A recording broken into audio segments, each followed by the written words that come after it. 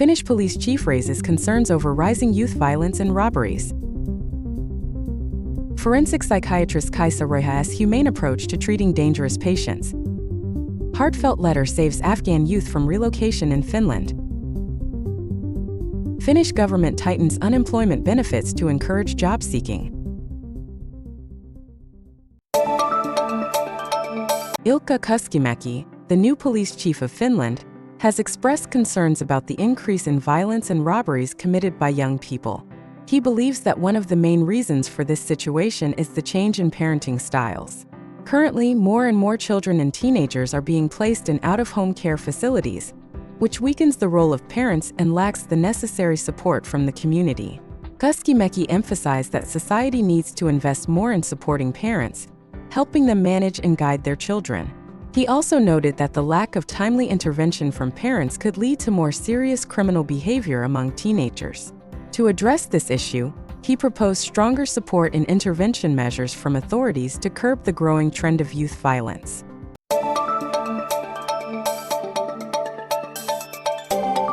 Kaisa Roiha, a forensic psychiatrist, has developed a unique approach to caring for the most dangerous and difficult-to-treat patients.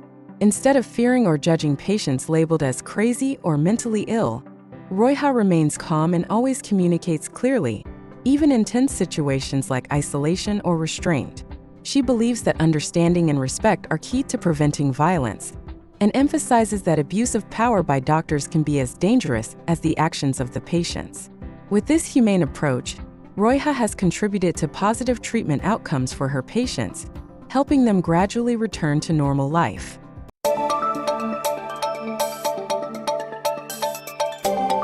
Krzysztof Bierkskov wrote a letter to the authorities when his close friend, Ava, was about to be relocated from Espoo. This letter had a significant impact on the life of a young Afghan man, who left Afghanistan at the age of 13, found his passion for Muay Thai after arriving in Finland. When he learned that Ava had to leave Espoo, where he found comfort and friendship at Bierkskod's Muay Thai gym, his coach wrote a heartfelt letter to persuade the authorities to let Ava stay. Ultimately, thanks to this sincere letter, Ava was allowed to remain in Espoo to continue pursuing his passion and build his future.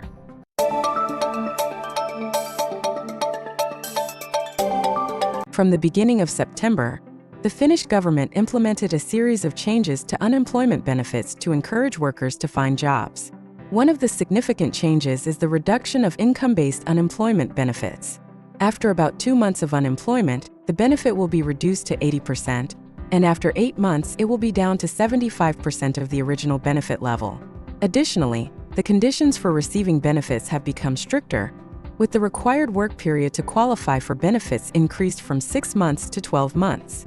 These changes aim to ease the financial burden on the state, but also raise concerns about the negative impact on workers, especially those with low incomes and older workers.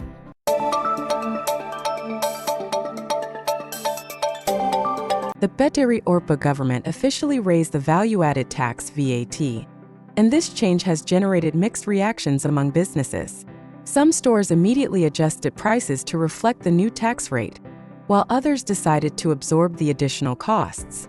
At some restaurants, like the Dubliner in Helsinki, the 1.5% VAT increase took effect at midnight, but the owner chose to keep the old prices until the next morning to check and accurately calculate. Meanwhile, retailers like Verkkokauppa.com and Gigantti prepared thoroughly for system updates and price changes, with many stores working overnight to ensure everything went smoothly. However, some businesses chose not to raise prices immediately to remain competitive.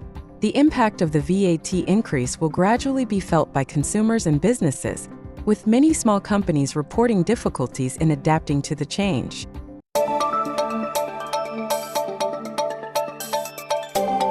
In Finland, surrogacy is prohibited under the Infertility Treatment Act, creating challenges for many families who wish to have children.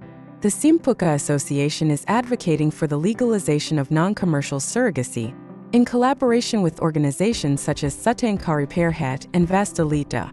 Currently, many embryos are preserved in frozen storage, and there are even surrogate mothers ready, but the law remains a barrier. Surveys are being conducted to determine the number of people who have used surrogacy and the challenges they face, aiming to promote legal changes.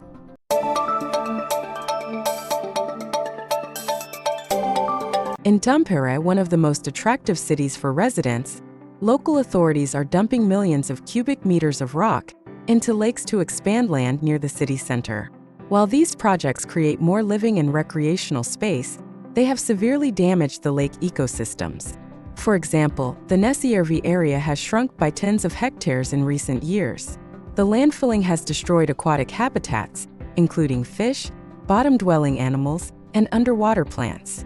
Notably, research on the impact of lake infill on nature has not been adequately conducted, raising concerns about long-term consequences. Scientists call for extensive studies to understand better the ecological changes in lakes after these projects. Although the authorities assure that protective measures will be implemented, many experts remain worried about the irreversible loss of natural habitats.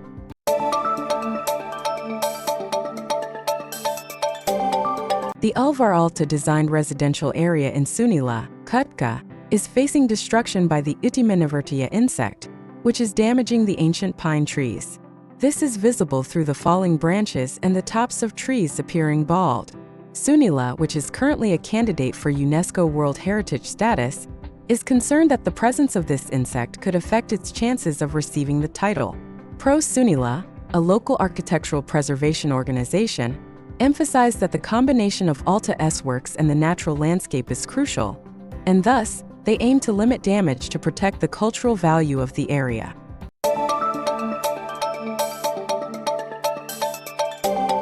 The trend of green roofs is becoming popular in Finland, with plants like lichens appearing on roofs and garages. Roiha and Kari Pesala chose a lichen roof for their garage beside their wooden house in Oulu due to its natural beauty and easy maintenance. According to researcher Taina Soinio, green roofs offer numerous benefits, such as reducing rainwater runoff and mitigating the heat island effect, especially in the context of climate change. Soinio hopes the trend of green walls will also spread in Finland, enhancing biodiversity and protecting roof structures from harsh weather conditions.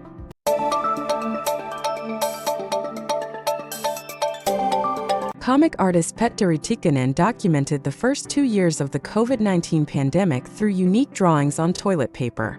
These works, initially a form of personal diary, have now been published in a book titled Kava. The book compiles drawings that Tikkanen created continuously for 2 years, starting on March 16, 2020. The main character of the story is Black Peter, a superhero character created by Tikkanen. Through the book, Tikkanen not only captures everyday life during the pandemic, but also reflects the fears and difficulties people faced during this period.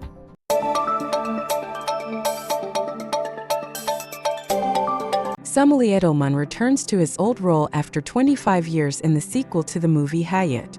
The second part of the film, currently being shot in Etelä-Pohjanmaa, promises to continue the success of the first part, which premiered in 1999 with nearly 330,000 viewers. In the new installment, Edelman's character Jussi Murikka has returned, despite being presumed dead in the previous part. Alongside Edelman, Joel Hirvonen, who co-stars, says the film has a profound message about breaking the vicious cycle of revenge and dealing with generational trauma. The sequel will be directed by Aleksi Mäkelä and is expected to be released in February 2025.